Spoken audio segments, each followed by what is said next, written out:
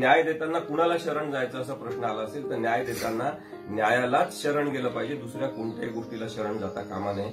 हे कायद्याचा अभ्यास केवळ व्यावसायिक करिअर उभारण्यासाठी न करता सामाजिक परिवर्तनासाठी करणारे कायदेतज्ञ म्हणजे ॲडव्होकेट असीम सरवदे.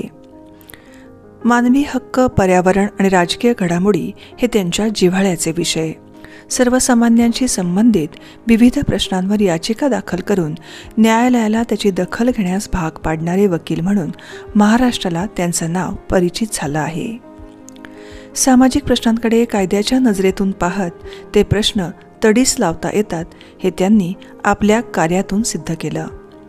कायद्याच्या माध्यमातून अनेक बदल घडवून आणता येतात हे त्यांनी आपल्या कृतीतून दाखवून दिलं.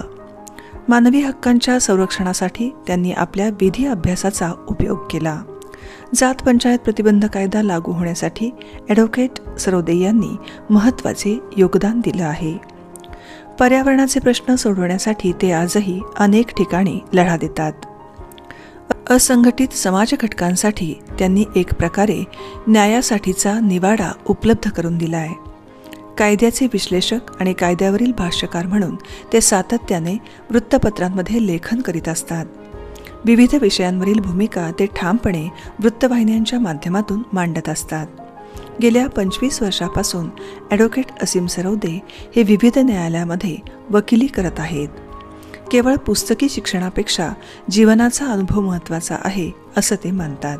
त्यांच्या प्रेरणादायी वाटचालीस जाधवर इन्स्टिट्यूटचा सलाम आणि इन्स्टिट्यूटच्या वतीनं पुढील वाटचालीसाठी अनेक शुभेच्छा.